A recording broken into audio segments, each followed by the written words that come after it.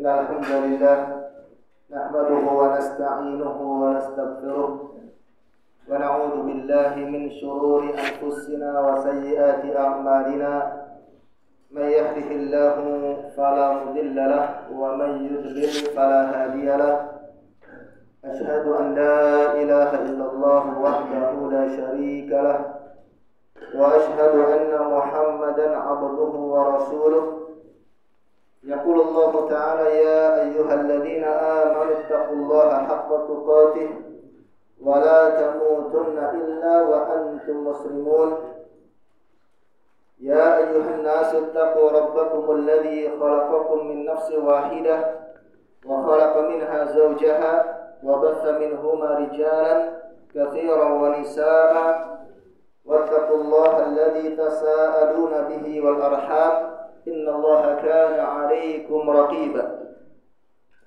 وقال يا أيها الذين آمنوا اتقوا الله وقولوا قولا سديدا يصلح لكم أعمالكم ويغفر لكم ذنوبكم ومن يطع الله ورسوله فقد فاز فوزا عظيما أما بعد فإن أصدق الحديث كتاب الله وخير الهدي هدي محمد صلى الله عليه وسلم وشر الأمور محدثاتها فإن كل محدثة بدعة وكل بدعة ضلالة وكل ضلالة في النار أجارني الله وإياكم وسائر المسلمين عن البدعة والضلال والنار.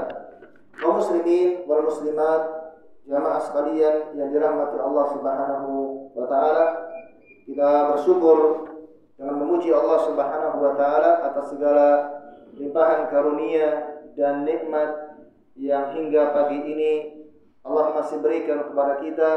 Yang salah satu di antara nikmat tersebut adalah kita bisa duduk kembali di majelis ilmu untuk mempelajari akidah kita, mempelajari perkara yang menjadi sumber keselamatan bagi kita di dunia dan di akhirat kelak, untuk mengambil warisan dari Nabi kita Muhammad sallallahu alaihi wasallam berupa ilmu syar'i.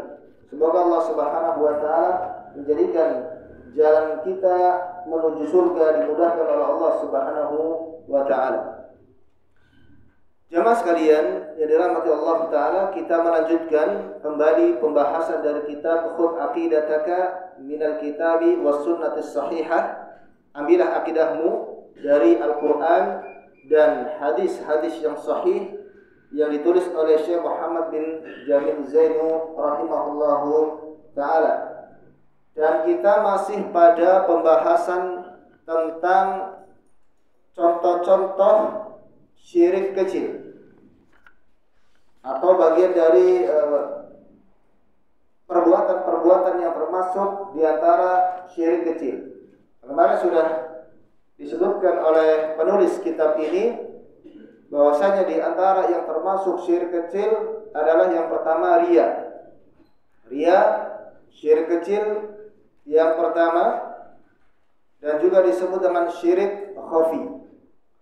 Kemudian juga di antaranya adalah bersumpah dengan menyebut nama selain Allah Subhanahu wa taala. Kemudian juga bertawassul dengan kedudukan Nabi sallallahu alaihi wasallam. Kalau bertawassul dengan orang yang sudah meninggal dunia, bertawassul dengan penghuni kubur, orang-orang yang soleh yang ada dalam kuburan, kepada para wali-wali, maka ini termasuk syirik besar, mengeluarkan pelakunya dari Islam dan kekal dalam neraka pada hari kiamat. Namun kalau seandainya bertawassul, yaitu menjadikan wasilah, perantara ketika meminta kepada Allah Subhanahu wa taala dengan dengan kedudukan Nabi sallallahu alaihi wasallam, maka ini termasuk syirik kecil. Dan syirik kecil tidak mengeluarkan pelakunya dari Islam, namun dia adalah dosa yang paling besar di antara dosa-dosa besar yang lainnya. Dan juga kemarin sudah kita sampaikan, ya, di antara syirik kecil di antaranya adalah ucapan seseorang laula fulanun laula Allahu wa fulanun. Kalau bukan karena Allah dan karena fulan, maka tidak akan terjadi seperti ini. Itu termasuk syirik kecil. Begitu juga kalau seorang mengatakan Masya Allahu wa sya'a fulan, atau Masya Allah wa syi'ta. Ucapan seseorang atas kehendak Allah dan atas kehendak fulan, dan atas kehendak fulan atau kehendak engkau. Dan ini pernah terjadi di zaman sahabat Nabi SAW, di mana sahabat ketika mereka masih baru-baru masuk Islam, kemudian mereka tauhidnya belum sempurna, sehingga sahabat ada yang mengatakan kepada Nabi SAW, Masya Allah wa syi'ta, atas kehendak Allah dan kehendakmu ya Rasulullah SAW. Sehingga ada orang Yahudi yang mengatakan kepada Rasul dan juga kepada para sahabat, innakum tusyrikuna billah, sesungguhnya kalian telah melakukan kesyirikan kepada Allah. Ini orang Yahudi yang menuduh Rasul dan para sahabat melakukan kesyirikan. Taquluna Masya Allah wa syi'ta, kalian mengatakan atas kehendak Allah dan kehendakmu. Lalu Nabi SAW memerintahkan kepada para sahabatnya, melarang para sahabatnya untuk mengatakan Masya Allahu wa syi'ta. Jangan kalian katakan atas kehendak Allah dan kehendakmu, karena itu menyamakan kehendak Allah dengan kehendak makhluk, menyamakan dengan huruf wa dan. Akan tetapi ucapkan qulu Masya Allahu thumma fulan atau thumma syi'ta. Akan tetapi ucapkanlah atas kehendak Allah kemudian kehendak fulan atau kehendak engkau ya Rasulullah SAW. Jadi menjadikan kehendak Allah itu di atas kehendak makhluk.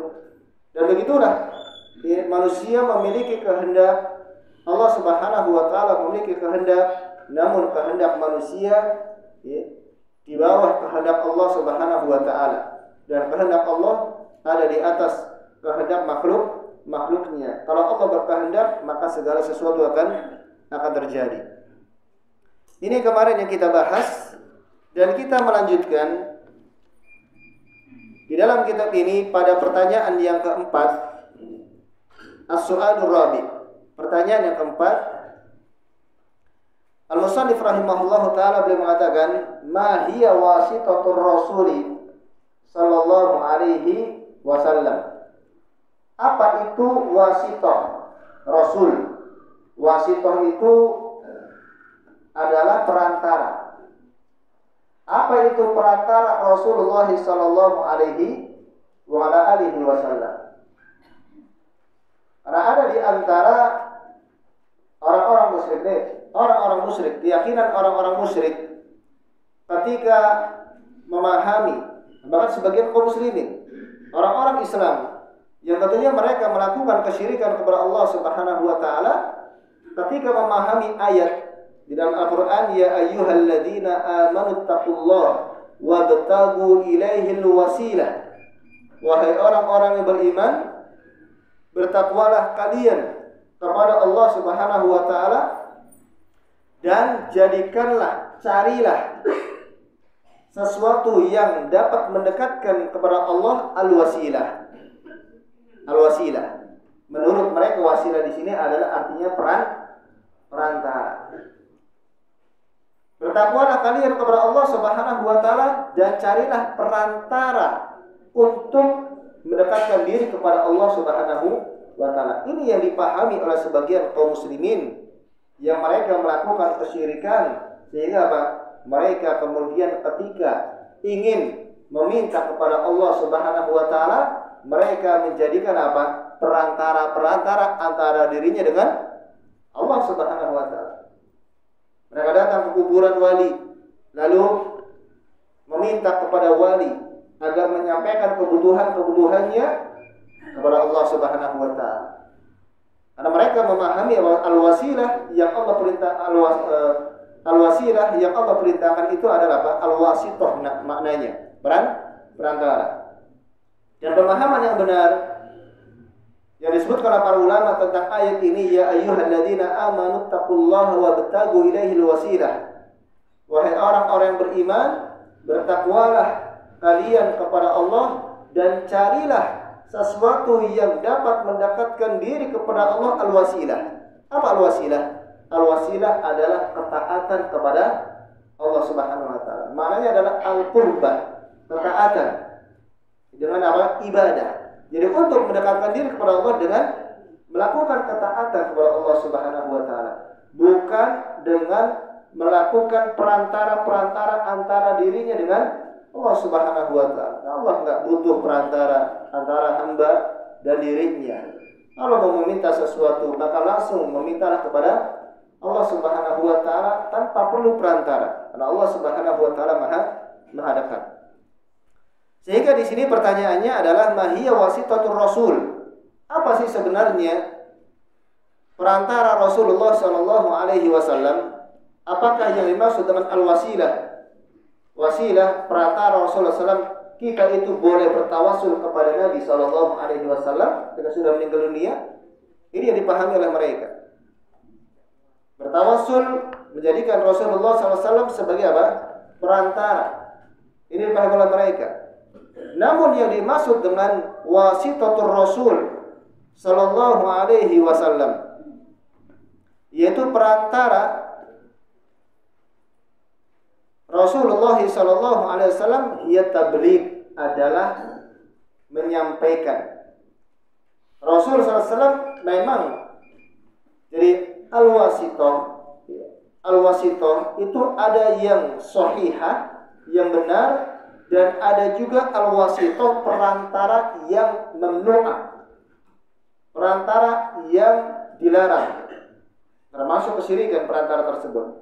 Nah, perantara al-wasithah yang benar, yang sahihah, yang masyru'ah adalah menjadikan kita meyakini bahwasanya Rasulullah sallallahu alaihi wasallam itu adalah perantara dari Allah Subhanahu wa taala kepada kita dalam hal menyampaikan risalah.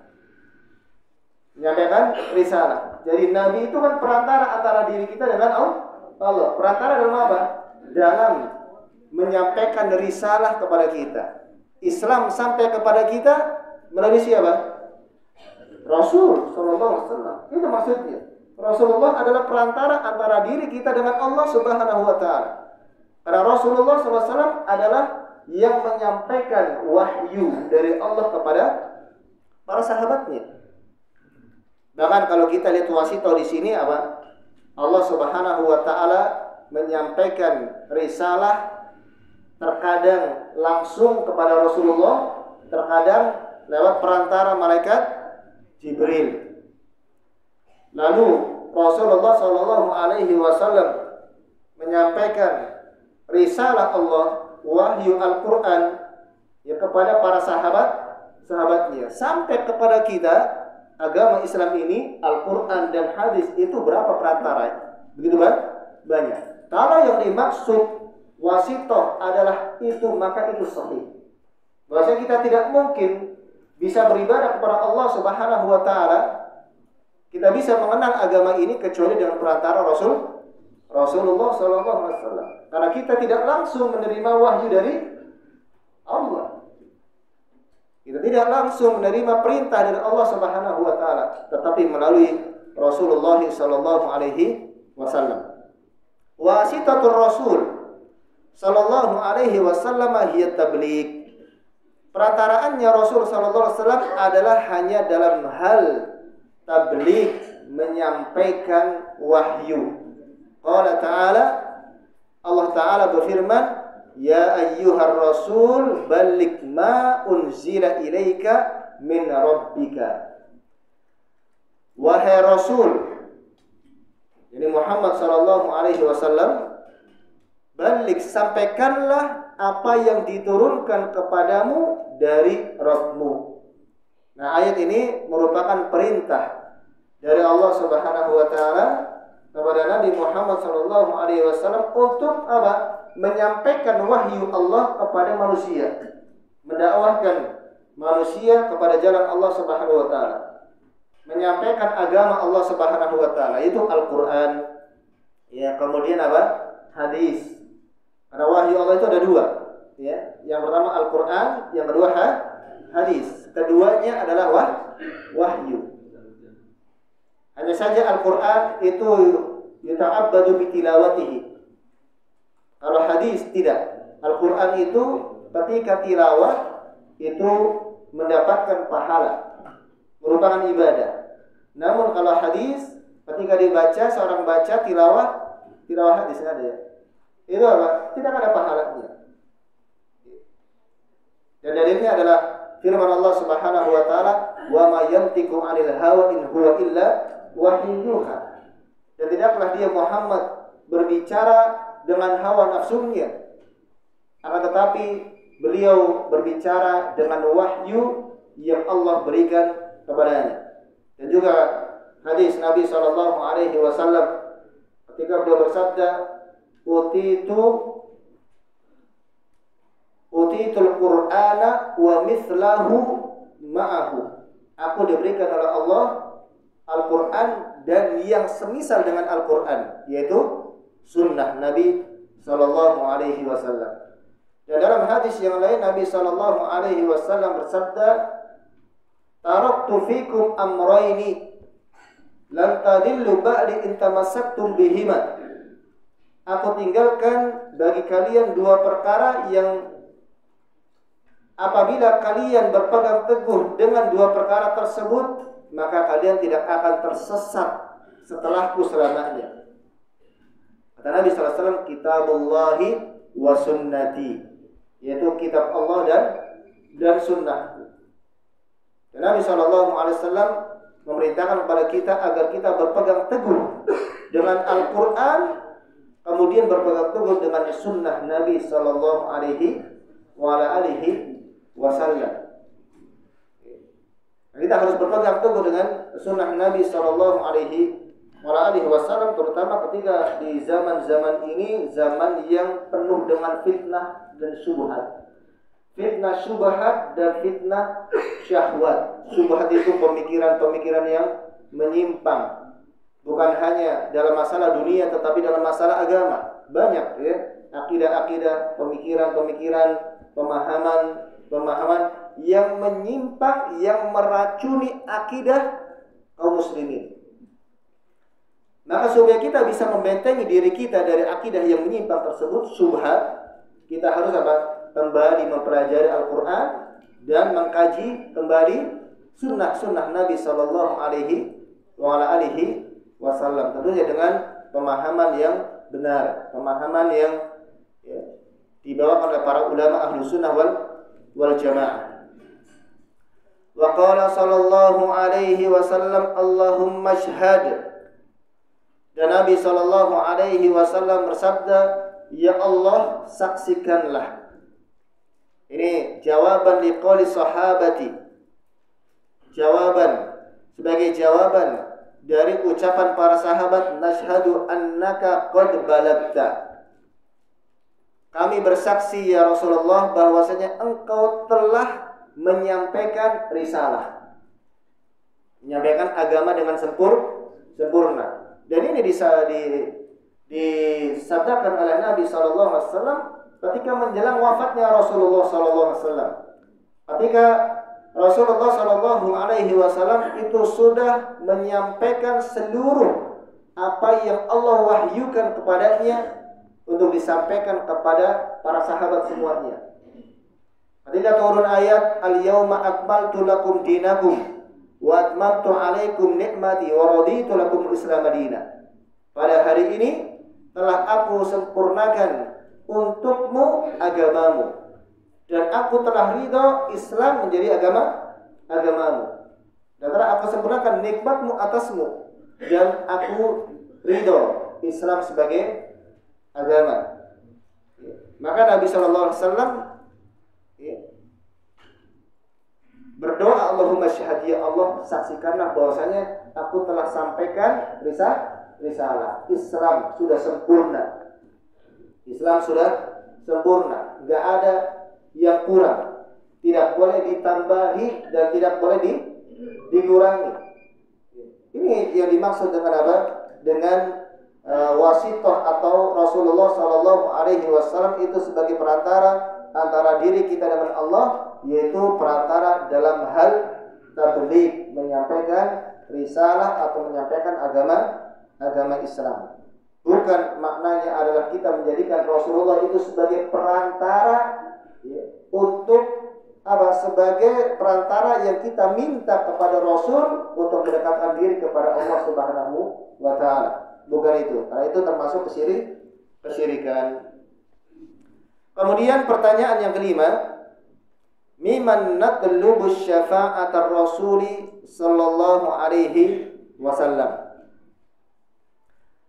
Kepada siapakah kita meminta syafaat Rasulullah sallallahu alaihi wasallam? Kepada siapakah kita meminta syafaat Rasulullah sallallahu alaihi wasallam? Jawabannya adalah natlubu syafa'atar Rasuli minallah. Kita meminta syafaat Rasul sallallahu alaihi wasallam dari Allah Subhanahu wa taala. Qala ta'ala, Allah berfirman, "Qul lillahi syafa'atu jami'an." Katakanlah wahai Muhammad, milik Allah lah seluruh syafaat. Nah, kita masuk ke dalam pembahasan tentang syafaat Rasulullah sallallahu alaihi wasallam dan syafaat yang lainnya. Apa yang dimaksud dengan syafaat? Kita sering kita berdoa semoga kita mendapatkan syafaat dari Rasul sallallahu alaihi wasallam pada hari kiamat. Yang dimaksud dengan syafaat itu kata para ulama adalah atawassutu lil ghairi bi jalbi manfa'atin aw daf'i madarratin. Jadi yang dimaksud dengan syafaat itu adalah menjadi perantara bagi orang lain di dalam mendatangkan manfaat atau menghilangkan madarat. Menjadi perantara bagi orang lain di dalam mendatangkan manfaat ataupun menghilangkan madarat, menghilangkan bahaya. Ini makna syafaat. Dan syafaat itu dari kata syafa' yang artinya genap. Syafa' artinya genap. Karena Allah berfirman dalam surat apa itu? Al-Fajr ya. Wal fajri walayalin ashri wasyaf'i wal watr. Kalau ganjil itu namanya witir. Nah, salat witir itu salat yang ganjil. Nah, salat witir itu bukan 2 rakaat ya, tapi apa? 1 rakaat atau 3 rakaat itu witir. Nah, witir artinya ganjil. Kemudian syafa' itu genap, yaitu menjadikan sesuatu yang ganjil menjadi genap. Itu syafa'.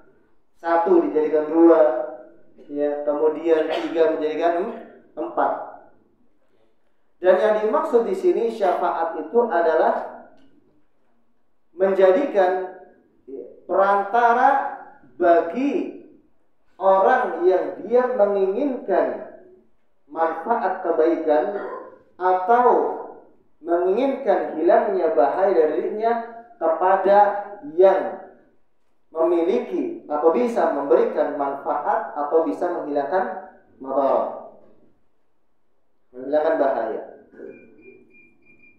Jadi yang pertama, ada orang yang dia meminta syafaat, meminta manfaat atau meminta dihilangkan bahaya madarat. Namun dia tidak bisa langsung meminta kepada orang yang bisa memberi manfaat atau menghilangkan madarat, maka dia meminta kepada orang perantara, satu orang perantara, agar perantara ini menyampaikan kepada yang bisa memberikan manfaat atau menghilangkan madarat agar memberikan manfaat kepada orang yang pertama tadi. Jadi ada tiga apa? Ada tiga pihak ya. Yang pertama adalah namanya al-masfuqu lahu, orang yang minta syafaat. Kemudian yang kedua adalah al-masfuqu asyafi, yaitu orang yang dimintai syafaatnya. Lalu kemudian yang ketiga adalah orang yang dia bisa memberikan manfaat atau madarat.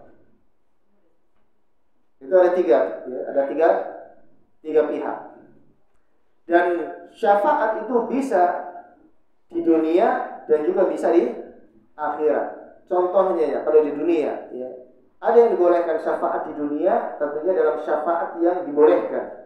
Ya, misalnya kalau seseorang ada yang kerja di perusahaan, orang kerja di perusahaan, lalu ada orang yang ingin melamar kerja di perusahaan. Biasanya lewat siapa? Perantara. Kalau mungkin dia sendiri mungkin kurang nggak diterima.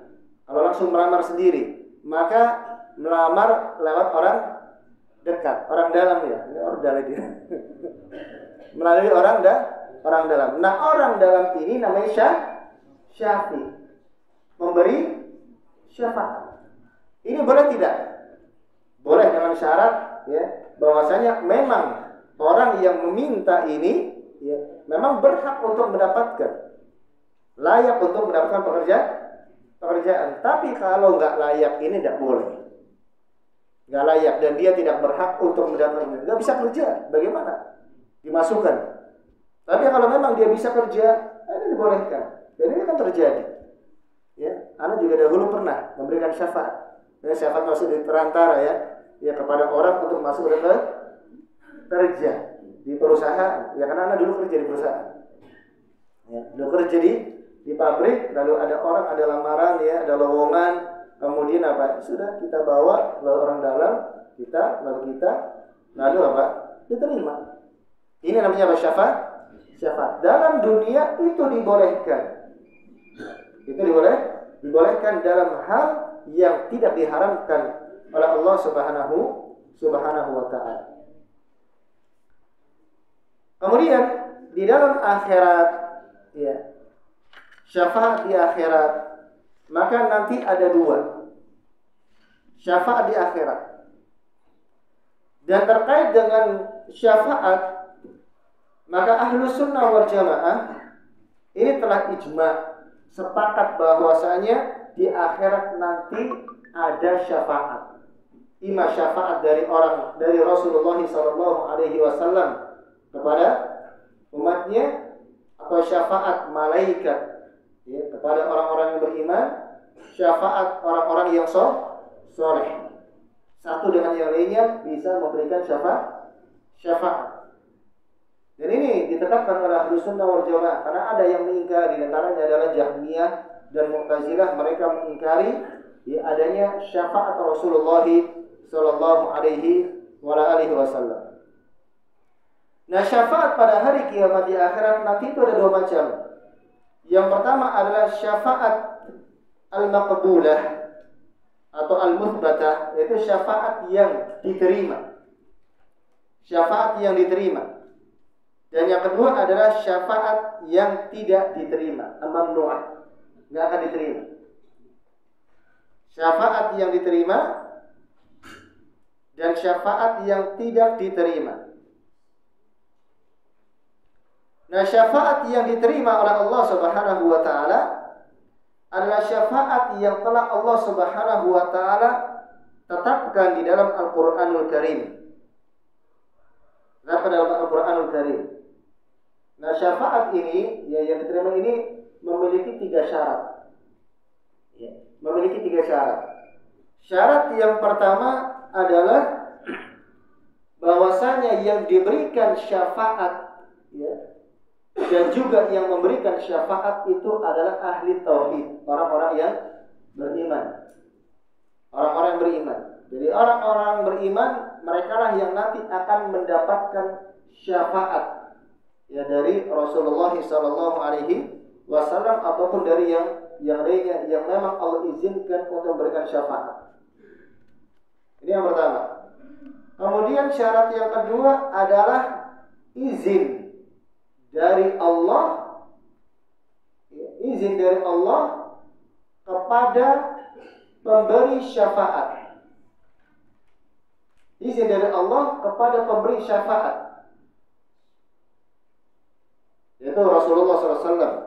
Karena itu, ya, Rasulullah SAW pun nanti ketika memberikan syafaat kepada umatnya itu pun setelah mendapatkan izin dari Allah Subhanahu wa Ta'ala. Kemudian yang ketiga adalah ridho Allah terhadap orang yang diberikan syafaat.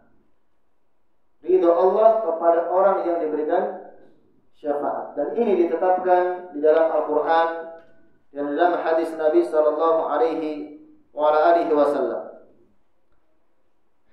Syarat yang pertama tadi yaitu bahwasanya orang yang mendapatkan syafaat hanyalah orang-orang yang dia ahli tauhid, orang-orang yang mengesahkan Allah Subhanahu wa taala, mentauhidkan Allah, orang-orang beriman. Dalilnya adalah di dalam surat Ghafir ayat 18. Allah Subhanahu wa taala berfirman, wa anzirhum yaumal azifah idil qulubu ladal hanajir kadhimina ma lidzalimina min hamimin wala syafi'in yuta'. Syahidnya di sini adalah ma lidzalimina min hamimin wala syafi'in yuta'. Orang-orang yang zalim pada hari kiamat mereka tidak memiliki teman, ya, teman baik dan juga tidak memiliki syafi', pemberi syafaat yang ditaati. Ya, orang-orang yang zalim maksudnya adalah orang-orang musyrik. Sering di dalam Al-Quran itu disebutkan musyrik itu dengan zalimin, orang-orang yang berbuat zalim. Nah, orang-orang yang berbuat kesyirikan nanti tidak ada yang bisa memberikan syafaat kepada mereka pada hari kiamat. Karena syarat yang mendapatkan syafaat adalah ahli tauhid, orang-orang yang mentauhidkan Allah Subhanahu wa taala. Dikatakan oleh Al-Imam Al-Baihaqi rahimahullah ta'ala dalam ayat ini, adzalimuna hahuna humul kafirun. Orang-orang yang berbuat zalim di dalam ayat ini adalah orang-orang kafir. Wa yashhadu lidzalika mufattatahul ayah id hiya fi dzikril kafirin. Dan itu ditunjukkan oleh pembukaan ayat tersebut, di mana ayat tersebut menyebutkan tentang orang-orang kafir. Dan ini jelas bahwasanya al-zalimun di dalam Al-Quran itu sering disebutkan adalah orang-orang yang musyrik, sebagaimana kesyirikan sering disebutkan dengan apa? Kezaliman. Ini yang pertama. Syaratnya ahli tauhid. Orang musyrik nggak akan dapat syafaat, ya, pada hari kiamat. Nah, syafaat ini kan nanti mencakup apa? Banyak macam syafaat ya. Ada syafaat ketika orang yang masuk ke dalam neraka kemudian diberikan syafaat, dia dikeluarkan dari neraka. Ada syafaat yang ada seseorang dari kaum mukminin yang berhak masuk ke dalam neraka tapi dapat syafaat lalu tidak masuk ke dalam neraka. Lalu ada syafaat untuk masuk ke dalam surga langsung. Ya, ini macam-macam di antara syafaat. Kemudian yang kedua, ridho Allah terhadap orang yang memberikan syafaat dan juga orang yang memberikan syafaat. Orang yang memberikan syafaat nanti adalah Rasulullah SAW. Kemudian orang-orang soleh. Kemudian anak yang soleh bisa memberikan syafaat kepada kedua orang tuanya yang ahli tauhid. Allah berfirman dalam surat An-Najm dan surat Al-Anbiya, wa kam min malakin fis samawati la tughni syafa'atuhum syai'an illa min ba'di an yadzana Allahu liman yasha'u wa yarda. Dan berapa banyak malaikat di atas langit, itu tidak bisa memberikan syafaat sedikit pun kecuali setelah mendapatkan izin dari Allah Subhanahu wa taala bagi orang-orang yang Allah kehendaki dan orang-orang yang Allah ridhoi.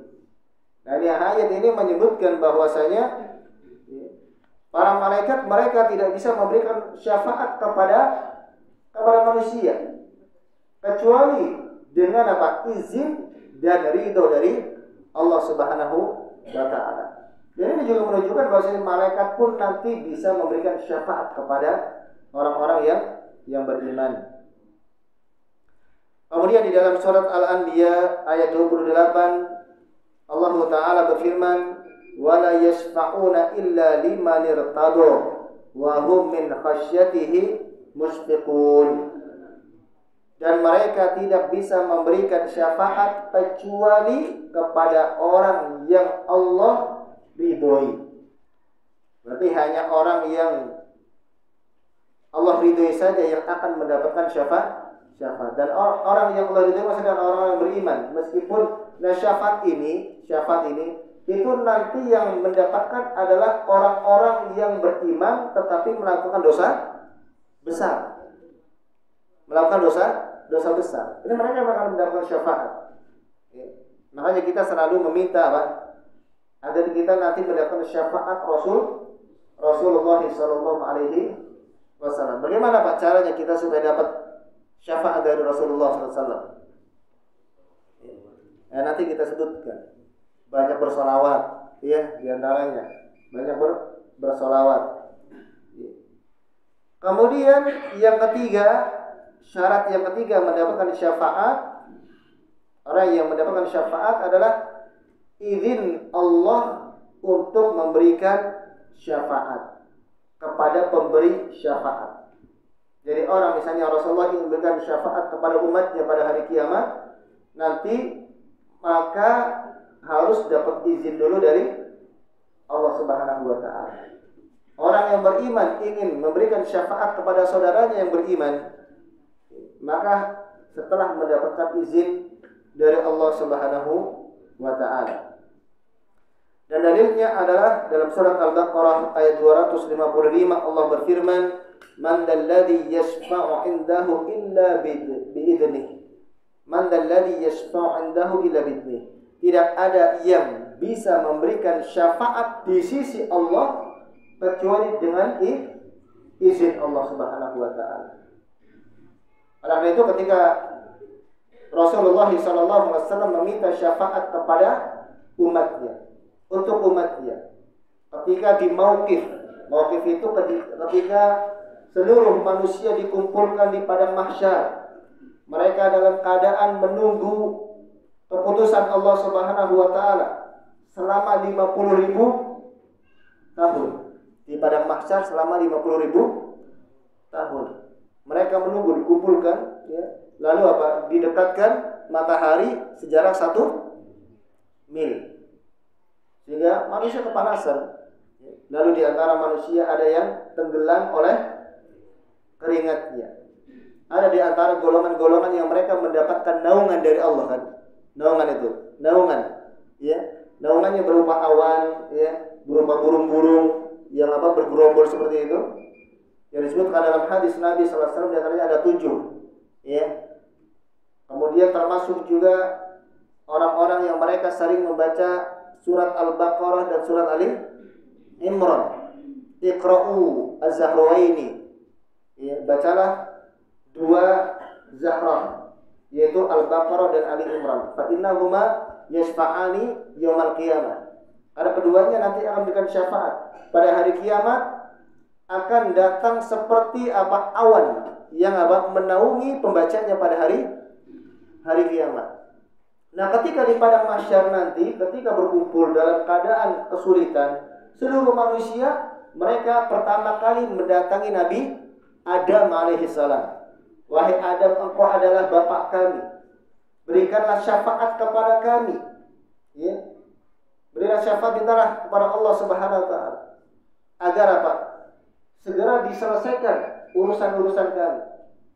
Diputuskan, ya, ima ya masuk surga atau ima masuk neraka. sudah segera diselesaikan. Lalu Nabi Adam pun udzur kepada mereka, saya nggak bisa memberikan syafaat. Kenapa? Karena aku telah berbuat dosa. Ya. Aku telah melakukan suatu perbuatan yang menjadikan Allah murka. Itu ketika apa? Di surga, ya, Allah larang untuk makan mendekati, ya, pohon, ya. Lalu apa? Nabi Adam dan Hawa pun mendekatinya. Itu. Maka pergilah kepada Nabi Nuh. Dia adalah Rasul yang pertama. Lalu manusia semuanya datang kepada Nabi Nuh dan meminta. Lalu Nabi Nuh pun beriktidar, minta udzur, saya tidak bisa memberikan syafaat. Datanglah kepada Nabi Ibrahim. Dia adalah Khalilullah, kekasih Allah. Begitu pula Nabi Ibrahim pun berudzur tidak bisa memberi syafaat karena perbuatan dosa. Kemudian juga Nabi Ibrahim pergilah kepada Nabi Musa. Nabi Musa tidak bisa memberikan syafaat, pergilah kepada Nabi Isa. Nabi Isa pun tidak bisa memberikan syafaat, maka kemudian diarahkan kepada Nabi Muhammad sallallahu alaihi wasallam. Maka kemudian kata Nabi SAW, inilah bagianku. Kemudian Nabi sallallahu alaihi wasallam lalu datang ke hadapan Allah Subhanahu wa taala. Beliau bersujud di hadapan Allah Subhanahu wa taala, kemudian memuji Allah dengan pujian-pujian yang dahulu di dunia belum pernah diajarkan. Kemudian Allah Subhanahu wa taala berfirman, "Ya Muhammad, qum irfa' ra'sak." Bangunlah dan angkatlah kepalamu. Ya. Is'al tu'ta washfa' tushaffa. Mintalah engkau akan diberikan, dan mintalah syafaat engkau akan diizinkan untuk memberikan syafaat. Nah, ini namanya syafaatul udma. Syafaatul udma, yaitu syafaat yang paling besar dari Nabi sallallahu alaihi wasallam. Ini adalah syafaat khusus yang tidak dimiliki oleh para nabi dan hanya dimiliki oleh Nabi Muhammad sallallahu alaihi wasallam. Maka setelah itu pun apa? Ya, setelah itu pun ya Allah Subhanahu wa taala memutuskan ya urusan-urusan manusia tentang masalah hisab, ya tentang masalah yang lainnya pada hari kiamat di padang mahsyar. Kemudian juga di antara syafaatnya adalah syafaat Nabi sallallahu alaihi wasallam kepada mamanya Abu Thalib. Mamanya Abu Thalib. Di mana Abu Thalib mati dalam keadaan kufur, dalam keadaan melakukan kesyirikan. Ketika Nabi sallallahu alaihi wasallam mengajaknya untuk mengucapkan kalimat la ilaha illallah, namun di akhir hidupnya didatangi oleh siapa? Abu Jahal. Ya. Dan satu lagi itu siapa? Ya. Lalu ketika diajak oleh Rasulullah sallallahu alaihi wasallam dan Nabi mengatakan, "Ya ammi, wahai pamanku, qul kalimatan." Katakanlah sebuah kalimat, la ilaha illallah uhaju bika indallah. Yang bisa aku jadikan hujjah di sisi Allah Subhanahu wa ta'ala. Ya, kemudian diberikan apa? Syubhat itu oleh Abu Jahal. Ya. Wahai Abu Thalib, apakah engkau benci terhadap agama nenek moyang? Agama bapaknya Abdul Muthalib. Apa kamu benci? Ya. Nah, kita dalam beragama itu nggak boleh beragama ngikutin nenek moyang. Yang beragama kita ikutin Al-Quran, kita ikutin ya, hadis-hadis Nabi Sallallahu Alaihi Wasallam. Dan kebanyakan kita dahulu ketika beribadah, beragama, ngikutin siapa? Iya kan, ngikutin bapak aja sudah, taklid. Kita nggak tahu ini benar atau salah. Baik tata cara beribadah, kan sampai dulu meyakini ya setiap ini bikin sajen, itu muslim loh. Bikin sajen, ya. Kemudian diyakini, ya jimat, keris itu pun masih diyakini. Itu kan apa? Dari nenek moyang. Tata cara ibadah dahulu kita itu apa? Ngikuti nenek moyang. Meskipun salah, tetap diikuti. Karena itu wajib bagi kita untuk belajar dari Al-Quran dan hadis Nabi Sallallahu Alaihi Wasallam agar ibadah kita itu benar. Dan itu Allah Subhanahu Wa Taala telah membantah kepada orang-orang musyrik ya, yang mereka mengikuti atau beribadah karena mengikuti nenek moyang mereka, meskipun nenek moyang mereka tidak berada di atas hidayah. Wa idza qila lahum ittabi'u ma unzila ilayhi wa idza qila lahum ittabi'u ma anzalallahu qalu bal nattabi'u ma alfayna alaihi aba'ana. Dan apabila dikatakan kepada mereka, ikutilah apa yang Allah turunkan, itu Al-Quran dan hadis, mereka mengatakan apa? Kami hanya akan mengikuti nenek-nenek moyang kami. Walau kana aba'uhum la yaqiluna syai'an wa la yahtadun. Meskipun bapak-bapak mereka, nenek moyang mereka itu tidak berakal dan juga tidak mendapatkan petunjuk dari Allah Subhanahu wa ta'ala. Itu mengikuti apa? Mengikuti nenek moyang. Lalu akhirnya kemudian Abu Thalib mati dalam keadaan kekafiran. Namun dengan syafaat dari Nabi sallallahu alaihi wasallam. Nabi sallallahu alaihi wasallam memberikan syafaat sehingga Abu Thalib ya, dimasukkan nanti ke dalam neraka ya. Dalam neraka di apa? Neraka yang paling ringan, paling atas, yang hanya apa? Terompahnya saja yang terkena api neraka, akan tetapi menjadikan ubun-ubunnya mendidih. Itu yang paling ringan itu. Ya. Adab yang paling ringan, bahkan bisa jadi lebih ringan nanti daripada orang-orang yang beriman yang dimasukkan ke dalam neraka yang tidak diampuni dosa-dosanya.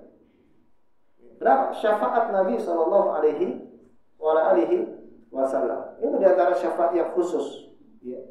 Dan nanti ada syafaat yang umum. Ya. Syafaat umum di antaranya adalah syafaat Rasulullah Shallallahu Alaihi Wasallam. Nah di antaranya ya ada syafaat para malaikat, syafaat para nabi dan syafaat orang-orang beriman. Ada yang kita sebutkan, ditetapkan dalam hadis Nabi Shallallahu Alaihi Wasallam. Kemudian syafaat Nabi Muhammad Sallallahu Alaihi Wasallam yang pertama tadi namanya apa? Syafaatul Uzma. Itu syafaat Nabi SAW kepada seluruh manusia. Ya, ketika di padang mahsyar agar Allah Subhanahu Wa Taala segera untuk memberikan putusan kepada mereka. Kemudian ada syafaat Nabi Sallallahu Alaihi Wasallam kepada pamannya Abu Thalib untuk diringankan siksanya pada hari kiamat kelak. Ya kalau sekarang belum masuk neraka ya. Sekarang neraka sudah penghuninya belum Pak?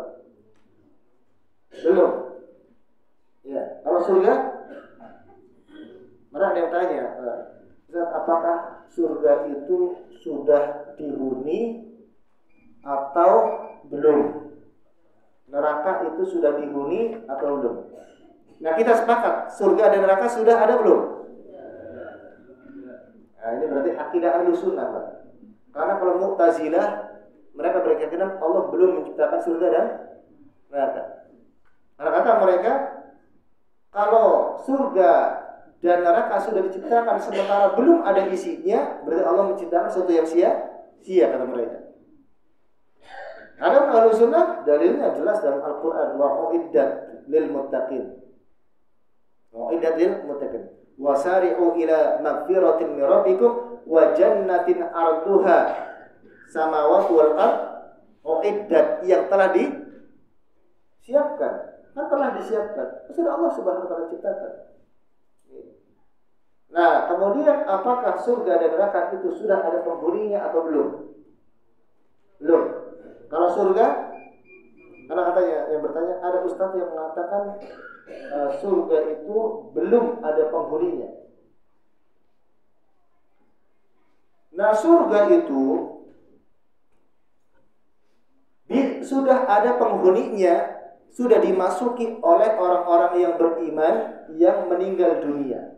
Akan tetapi ya, hanya ruhnya saja, ruhnya para nabi, ya, para rasul, orang-orang yang beriman yang sudah meninggal dunia, maka roh mereka masuk ke dalam surga dan bisa kembali ke dalam kubur ini. Sebagaimana dalam hadis Nabi Sallallahu Alaihi Wasallam. Dalam hadis Nabi Sallallahu Alaihi Wasallam bahwasanya rohnya orang-orang yang beriman ketika mereka ditanya oleh malaikat, dua malaikat dalam kuburnya, lalu bisa menjawab, orang beriman, maka akan dibukakan apa pintu surga, baunya, dan ruhnya bisa masuk ke dalam surga. Ruhnya ada di surga, dan ruhnya akan kembali ke alam kuburnya untuk menjawab ucapan salam orang yang ziarah kubur. Itu menjawab salam. Tapi jawab salamnya di kubur, dalam kubur ya, bukan enggak kedengeran lah ya. Kemudian jasadnya tetap di kubur. Jadi hanya rohnya saja. Adapun jasadnya tetap ada dalam kubur di dunia. Itu maksud ketika surga itu dihuni oleh rohnya saja. Lalu rohnya bisa kembali ke alam kuburnya, ya. Maka itu jasadnya belum. Ya. Adapun nanti pada hari kiamat, maka surga baru diisi, ya, oleh para nabi dan rasul, orang-orang yang beriman, jasad dan rohnya. Ya, kalau ya orang beriman sekarang ya jasadnya masih ada dalam kuburan. Para nabi masih ada di kuburan-kuburannya.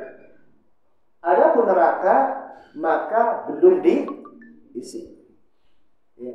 Orang-orang kafir, orang-orang yang mereka bermaksiat, orang-orang munafik, mereka masih disiksa di kubur, ya, belum di neraka.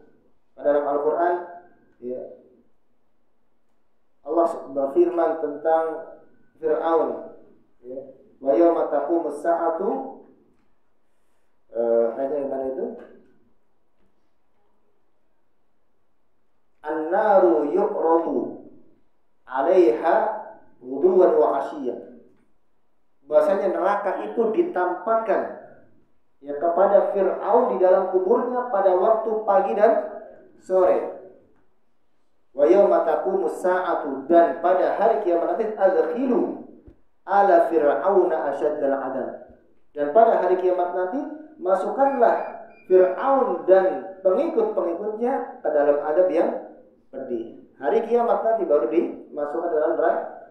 Orang-orang yang mereka di dalam kuburnya disiksa, ya, disiksa, belum masuk ke dalam. Karena itu kuburan itu menjadi rumah yang pertama, persinggahan yang pertama, ya, sebelum akhirat kelak. Orang yang ketika dia selamat di kuburnya, berarti nanti di akhirat dia selamat pada hari kiamat. Kalau orang yang kemudian di alam kuburnya dia nggak selamat, maka nanti pada hari kiamat pun tidak selamat, kecuali dapat syafaat dari Rasulullah SAW ataupun syafaat dari orang-orang yang beriman. Maka Nabi SAW bersabda, al-qabru innal qabra awwalu manzilin min manazilil akhirah. Sesungguhnya kuburan itu adalah tempat tinggal yang pertama, rumah yang pertama dari tempat-tempat tinggal di akhirat. Faman naja fiha wa ma ba'dahu aisaru minha. Barang siapa yang dia selamat di kuburnya, ya, maka di akhirat setelahnya itu nanti akan mudah baginya. Wa man lam yanju fiha fama ba'daha asyaddu minha. Dan orang yang tidak selamat di kuburnya, maka nanti di hari-hari setelahnya atau setelahnya itu nanti apa? Akan lebih sulit. Karena itu, ya, kita persiapkan ya untuk apa? Kehidupan kuburan kita terlebih dahulu. Ya. Kita cari bekal untuk apa? Hidup setelah mati. Dan sebenarnya kematian itu tidak ada. Allah menciptakan manusia untuk kekal. Untuk kekal. Mati itu hanya apa? Sebentar saja kan? Apakah ketika dia di dalam kubur kita mati? Manusia mati nggak dalam kubur? Tidak, hidup. Ima dia diadab, ima dia mendapatkan nikmat. Di dunia meninggal, tidak lama, ya meninggal memang, ya meninggal di dunia. Lalu setelah dikuburkan kan dihidupkan lagi. Didatangi oleh malaikat, ditanya, bisa jawab?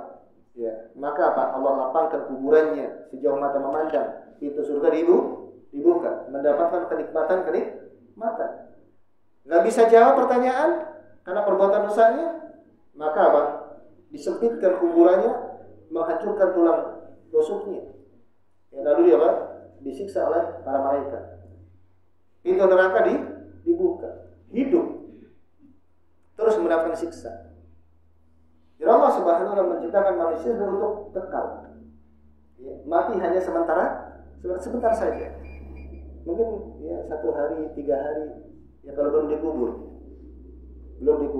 Ya, dan sebenarnya ya kehidupan alam barzakh itu kehidupan yang ya, menunggu kehidupan akhirat kelak. Kemudian syafaat Nabi Shallallahu Alaihi Wasallam, ada syafaat yang umum ya. Syafaat Nabi Shallallahu Alaihi Wasallam bagi orang-orang yang beriman untuk masuk surga. Jadi ketika orang-orang beriman ya, ingin masuk surga pun dengan apa syafaat dari Nabi. Karena Nabi Shallallahu Alaihi Wasallam yang paling pertama akan membuka pintu surga. Nabi SAW ketika ya, orang-orang yang beriman mereka sudah berada di pintu surga masih tertutup.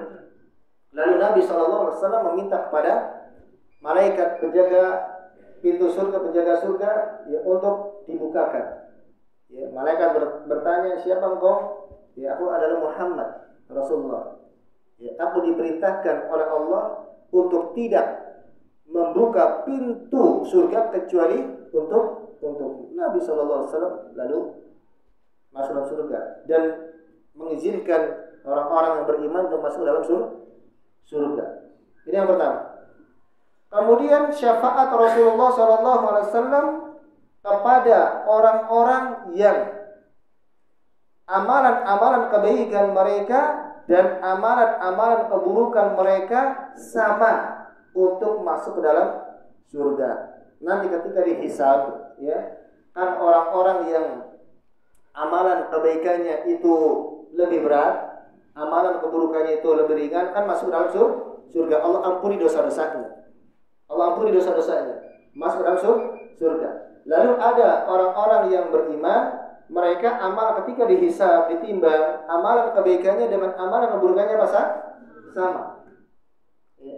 Lalu apa? Lalu mendapatkan syafaat dari Nabi Sallallahu Alaihi Wasallam. Ada mengatakan mereka itu ada al-a'raf. Ya, di al-a'raf itu apa? Fisur. Ya, di tengah-tengah di pagar antara surga dan neraka. Lalu kemudian mereka mendapatkan syafaat dari Nabi Sallallahu Alaihi Wasallam untuk masuk dalam surga. Itu yang sama.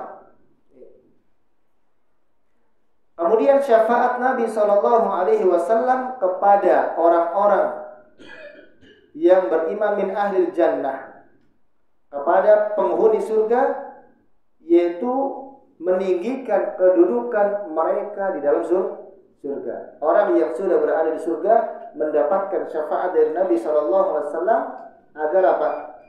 Tinggi kedudukannya di surga. Kan surga itu bertingkat, ada tingkat 1, 2, 3 sampai tingkat yang paling tinggi adalah surga Firdaus. Ya. Maka kalau kita minta kepada Allah, maka berdoalah agar kita minta surga Firdaus, surga yang paling tinggi. Kemudian syafaat Nabi Sallallahu Alaihi Wasallam untuk mengeluarkan pelaku dosa besar dari kalangan orang-orang beriman dari neraka, wa dukhuluhum al-jannah, dan masukkan ke dalam surga.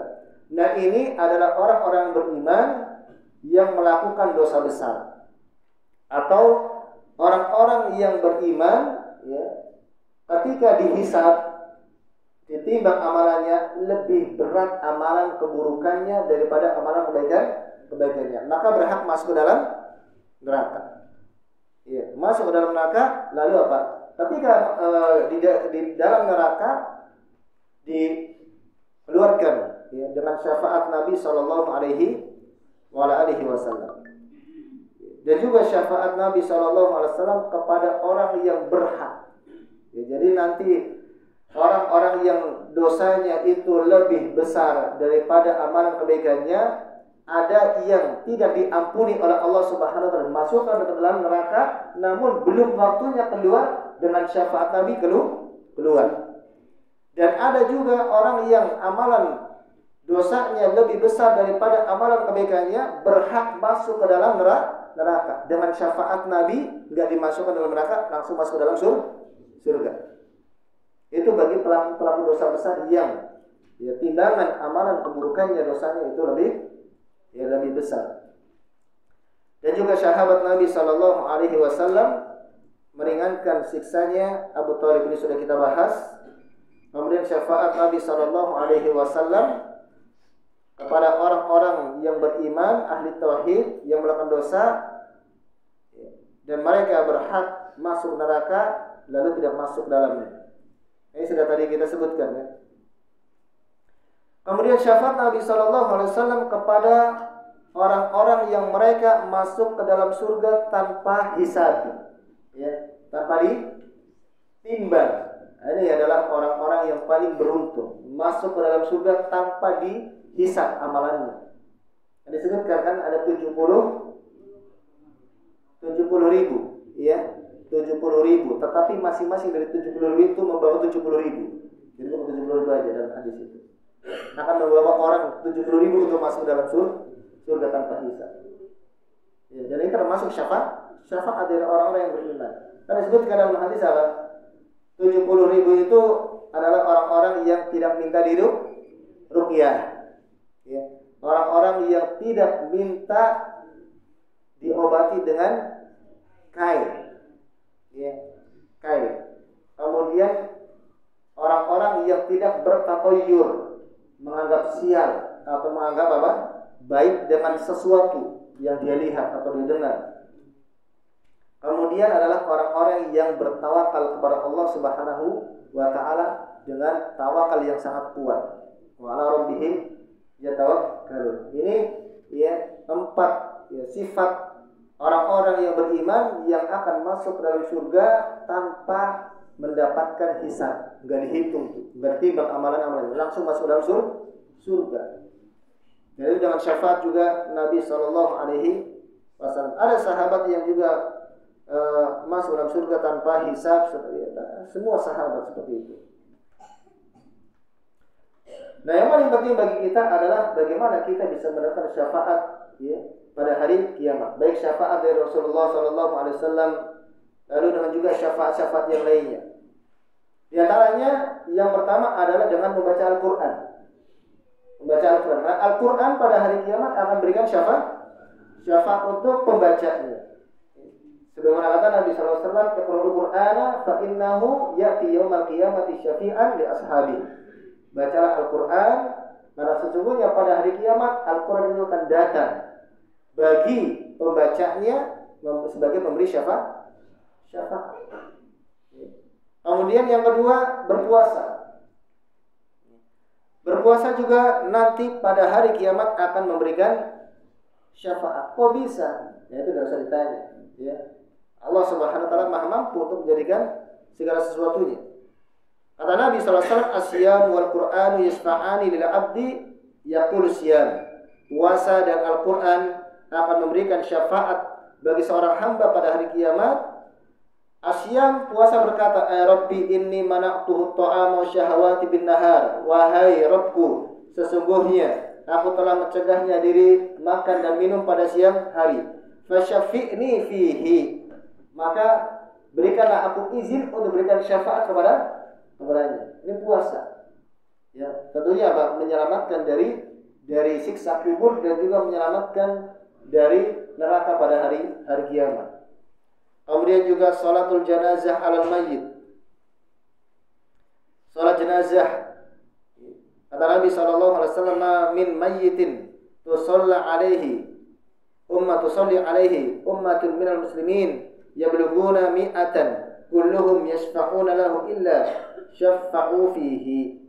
Tidaklah seorang mayit disolati oleh orang yang beriman kepada Allah yang jumlahnya 100 kecuali mereka akan memberikan apa?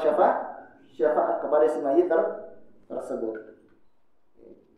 Kemudian juga mengulangi atau mengikuti ucapan adzan dan bersalawat atas Nabi sallallahu alaihi wasallam, memperbanyak salawat ya kepada Nabi sallallahu alaihi wasallam.